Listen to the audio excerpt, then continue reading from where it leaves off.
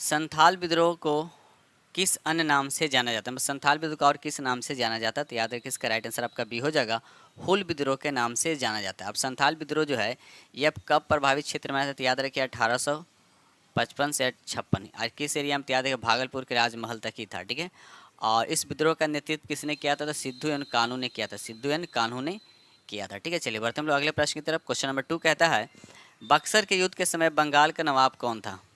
तो याद रखिए इसका राइट आंसर आपका सी हो जाएगा, मीर जाफ़र। याद रखिएगा मीर जाफ़र जो था बंगाल का नवाब था, ठीक है। अब ये रहा बक्सर का युद्ध जो हुआ था, तो कब हुआ था? तो याद रखिएगा 22 अक्टूबर 1764 को हुआ था। याद रखिए 22 अक्टूबर 1764 का हुआ था। उस समय गवर्नर जनरल कौन था? तो लॉर्ड रॉबर्ट क्लाइव। याद रखिएगा। चलिए बढ़ते हम लोग अगले प्रश्न की तरफ। ये रहा अगला प्रश्न, क्वेश्चन नंबर यहाँ पर 3 कहता है सत्यशोधक समाज की स्थापना कब हुई थी? सत्यशोधक समाज की स्थापना कब हुई थी? तो याद रखिए इसका राइट आंसर आपका सी हो जाएगा 1873 में। जिसकी स्थापना कौन किया था? तो याद रखिए सत्यशोधक समाज की स्थापना किसने किया था? तो ज्योतिबा फुले। याद रखिएगा। चलिए बढ़ते हम लोग अगले प्रश्न की तरफ। क्वेश्चन नंबर 4 इंडियन अनरेस्ट नामक पुस्तक की रचना किसके द्वारा की गई है? तो याद है इसका राइट आंसर आपका सी हो जाएगा वैलेंटाइन चिरोल के द्वारा की गई, ठीक है। चलिए ये रहा अगला प्रश्न, क्वेश्चन नंबर यहाँ पर 5 कहता है गीत रहस्य नामक ग्रंथ के लेखक हैं। तो बताना गीत रहस्य नामक जो ग्रंथ है इसके लेखक कौन है? तो इसका राइट आंसर आपका डी हो जाएगा बाल गंगाधर तिलक। याद रखिए बाल गंगाधर तिलक, ठीक है। चलिए क्वेश्चन नंबर 6 कहता है किसने सर्वप्रथम भारत में प्रथम सामुद्रिक व्यापारिक केंद्र स्थापित किया था? तो याद है इसका राइट आंसर आपका सी हो जाएगा पुर्तगालियों ने। याद रखिए पुर्तगालियों ने, ठीक है। चलिए बढ़ते हम लोग अगले प्रश्न की तरफ। ये रहा क्वेश्चन नंबर आपका 7 कहता है भारतीय राष्ट्रीय कांग्रेस के किस अधिवेशन में पहली बार एक महिला को अध्यक्ष चुना गया था? आपको बताना है किस अधिवेशन में। तो याद रखिए इसका राइट आंसर आपका डी हो जाएगा 1917 के कलकत्ता अधिवेशन में। और कमेंट सेक्शन में बताइए कि भारत की महिला जो थी कौन सी महिला थी जो कांग्रेस के अध्यक्ष के थे और किस अधिवेशन में? ये आपको कमेंट्स में जरूर बताइएगा, ठीक है। चलिए अगला प्रश्न, क्वेश्चन नंबर यहाँ पर 8 कहता है परमहंस मंडली की स्थापना किसके द्वारा किया गया था? तो याद है इसका राइट आंसर आपका बी हो जाएगा दादोबा पांडुरंग के द्वारा किया गया था। और कब किया गया था? 1849 में। और कहाँ किया गया था? तो मुंबई में। याद रखिएगा, ठीक है। बढ़ते हैं हम लोग अगले प्रश्न की तरफ। क्वेश्चन में यहाँ पर 9 कहता है 1948 ईस्वी में भारतीय राष्ट्रीय कांग्रेस के हरिपुरा अधिवेशन की अध्यक्षता किसने की थी? तो याद रखिए इसका राइट आंसर आपका ये हो जाएगा सुभाष चंद्र बोस ने किया था। सुभाष चंद्र बोस ने किया था हरिपुरा की बात। हरिपुरा कहाँ? तो याद रखिएगा हरिपुरा जो है ये गुजरात में। कहाँ है? तो गुजरात में। याद रखिएगा। क्वेश्चन नंबर 10 कहता है निम्नलिखित में से किनके द्वारा जैन साहित्य कल्पसूत्र लिखा गया था? तो इसका राइट आंसर आपका बी हो जाए भद्रबाहु के द्वारा लिखा गया था। याद रखिएगा भद्रबाहु के द्वारा लिखा गया था। बढ़ते हम लोग अगले प्रश्न, क्वेश्चन नंबर यहाँ पे 11 का था सिकंदर द्वारा भारत विजय अभियान किस वर्ष किया गया था? तो इसका राइट आंसर आपका सी हो जाएगा 326 ईस्वी पूर्व में। याद है 326 ईस्वी पूर्व में, ठीक है। अच्छा कमेंट्स इसमें बताइए कि सिकंदर की सेना जो है किस नदी को पार करने से इनकार किया था? कमेंट्स में जरूर बताइएगा। चलिए अगला प्रश्न, क्वेश्चन नंबर यहाँ पर 12 कहता है उत्तर वैदिक काल में कर संग्रह किसके द्वारा किया जाता था? तो इसका राइट आंसर आपका डी होगा भागदूत के द्वारा। याद रखिए भागदूत के द्वारा किया जाता था। क्वेश्चन नंबर यहाँ पर 13 कहता है निम्नलिखित में से किसने बंगाल में द्वैध शासन प्रणाली को समाप्त किया था? ठीक है, तो याद रखिए इसका राइट आंसर आपका सी हो जाएगा वारेन हेस्टिंग। याद रखिए वारेन हेस्टिंग। अब रहा सवाल की तो समाप्त किया था, लेकिन बंगाल में द्वैध शासन प्रणाली स्टार्ट कौन किया था? ये कमेंट्स में जरूर बताइएगा या स्टार्ट किसने किया था। ठीक है, तो आगे बढ़ते हम लोग अगला प्रश्न। ये रहा क्वेश्चन नंबर आपका 14 कहता है कि हरिजन सेवक संघ के प्रथम अध्यक्ष थे तो कौन थे? तो याद रखिए इसका राइट आंसर आपका बी हो जाएगा घनश्याम दास बिरला। याद रखिए घनश्याम दास बिरला, याद रखिएगा। चलिए बढ़ते हैं हम लोग अगले प्रश्न की तरफ। क्वेश्चन नंबर यहाँ पर 15 कहता है निम्नलिखित में से किसने 1921 में अवध प्रांत में हुआ एका आंदोलन का नेतृत्व किया था? तो इसका राइट आंसर आपका ये हो जाएगा मदारी पासी। याद रखिए मदारी पासी ने नेतृत्व किया था।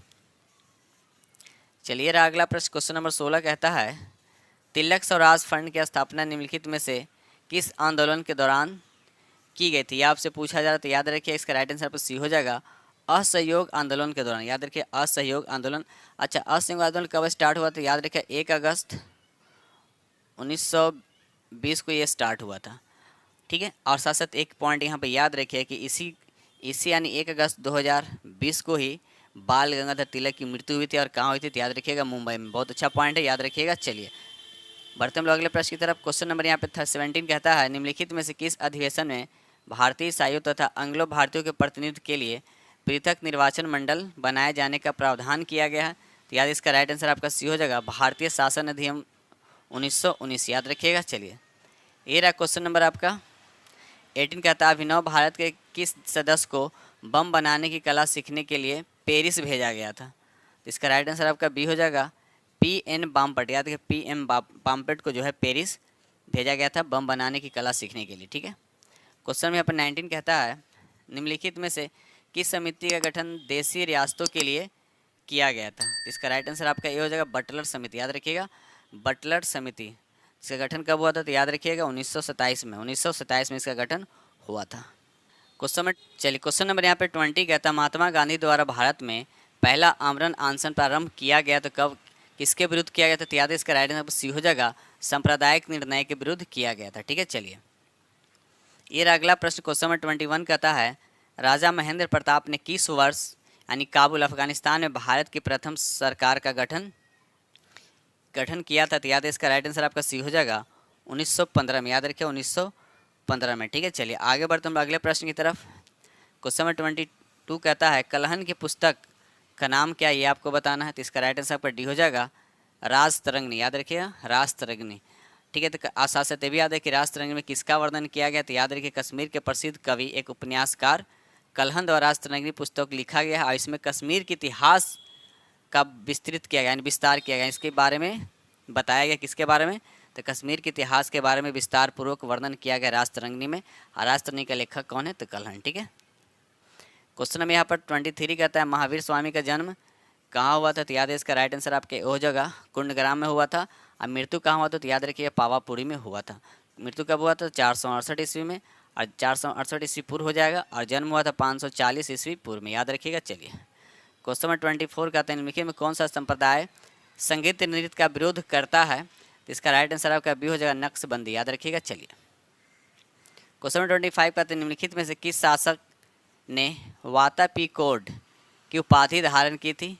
तो याद रखिए इसका राइट आंसर आपका डी हो जाएगा नरसिंह वर्मन प्रथम ने, याद रखिए नरसिंह वर्मन प्रथम ने, ठीक है। चलिए ये रहा अगला प्रश्न क्वेश्चन नंबर 26 कहता है, शिवाजी और कछवाजा राजा जय सिंह के बीच पुरंदर की संधि कब हुई थी? तो इसका राइट आंसर आपका सी हो जाने 22 जून 1665 को, याद रखिए 22 जून 1665 ईस्वी को, याद रखिएगा। चलिए अच्छा कमेंट सेक्शन में बताइए कि कवच राजा जय सिंह और किसके बीच हुआ था पुरंदर की संधि? शिवाजी।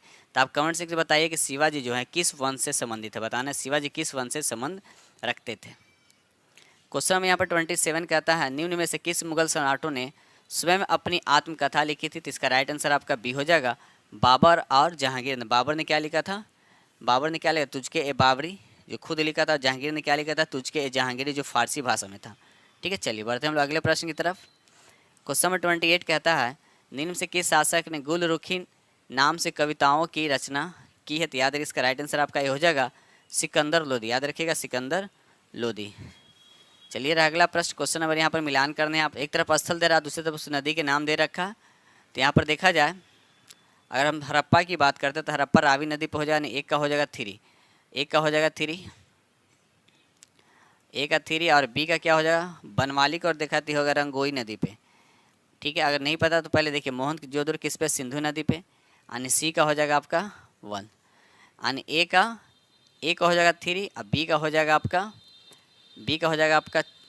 4, बी का हो जाएगा आपका यानी 3, 4, 1 होना चाहिए, 3, 4, 1 यानी 2 पे आपका जा रहा है, 3, 4, 1 मिला लीजिएगा। यानी ए का हो गया रावी नदी, और बनमाली हो गया आपका 4 हो जाएगा, मोहनजोदड़ो हो जाएगा आपका सिंधु नदी, और लोथल हो जाएगा आपका भोगवा नदी, याद रखिएगा। चलिए बढ़ते हम लोग अगले प्रश्न की तरफ। क्वेश्चन में 30 कहता है, आर्यों के संबंध में लिखित में से कौन सा कथन असत्य है? तो याद है इसका राइट आंसर आपका सी हो जाएगा आर्यों का मुख्य व्यवसाय कृषि था। आर्यों का मुख्य व्यवसाय कृषि, याद रखिए कृषि नहीं था, याद रखिए। चलिए बढ़ते हम लोग अगले प्रश्न की तरफ। क्वेश्चन नंबर यहाँ पर 31 कहता है, पंचेश्वर परियोजना किन 2 देशों का संयुक्त परियोजना है? तो याद रखिए इसका राइट आंसर आपका बी हो जाएगा भारत और नेपाल के बीच, याद रखिए भारत और नेपाल के बीच।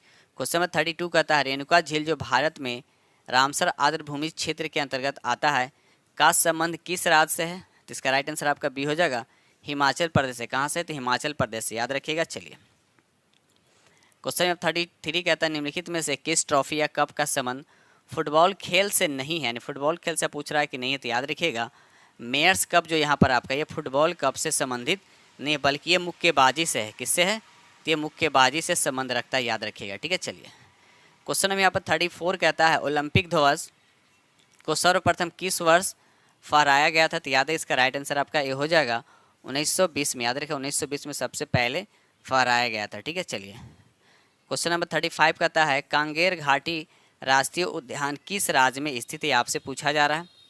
याद रखिए इसका राइट आंसर आपका डी हो जाएगा, ये छत्तीसगढ़ में। कहाँ है?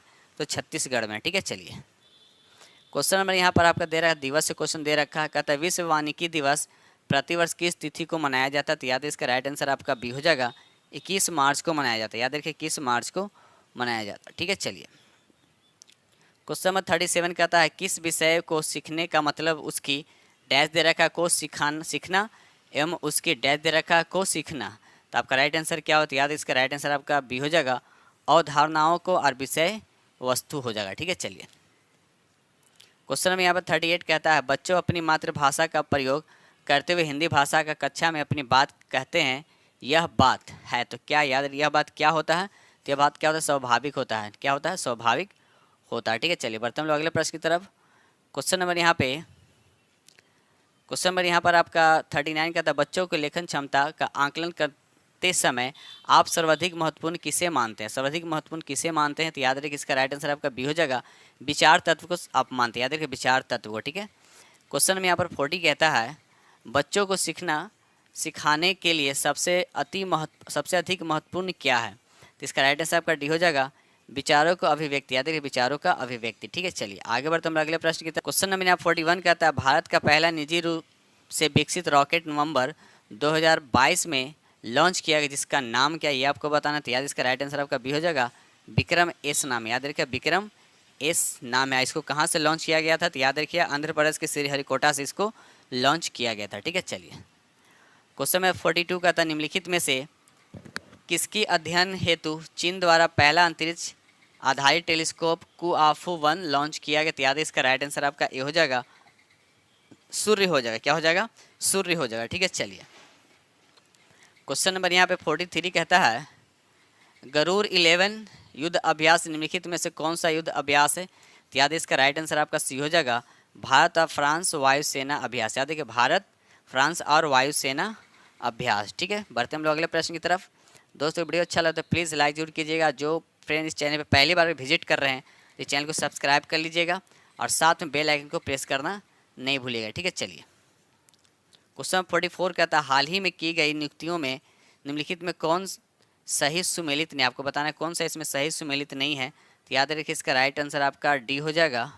क्या हो जाएगा? डी हो जाएगा, इनमें से कौन? यानी कहने का मतलब ये हुआ कि यहाँ पर प्रश्न में सभी क्या है कथन सुमेलित है। याद रखिएगा सभी क्या है? सुमेलित, इसलिए आंसर आपका डी हो जाएगा। ठीक है, चलिए क्वेश्चन 45 कहता है फीफा अंडर 17 महिला विश्व कप के संबंध निम्नलिखित में से कौन सा या कथन आपका सही है? आपको बताया कौन सा कथन आपका सही है। तो याद है इसका राइट आंसर आपका हो जाएगा पहला और दूसरा दोनों हो जाएगा। याद रखिए पहला और दूसरा, तो पहला दूसरा का मतलब आपका ए इज द करेक्ट आंसर हो जाएगा। ठीक है, चलिए ये अगला प्रश्न क्वेश्चन नंबर 46 कहता है भ्रूण किस में पाया जाता है? भ्रूण किस में पाया जाता है? तो याद है इसका राइट आंसर सी हो जाएगा, ये सीड में यानी बीज में क्या होता है? यह पाया जाता है। याद रखिएगा क्वेश्चन 47 कहता है प्रोटीन संश्लेषण की प्रक्रिया mRNA का तात्पर्य क्या है? इसका क्या तात्पर्य, इसका क्या कार्य है, ये आपसे पूछा जा रहा है।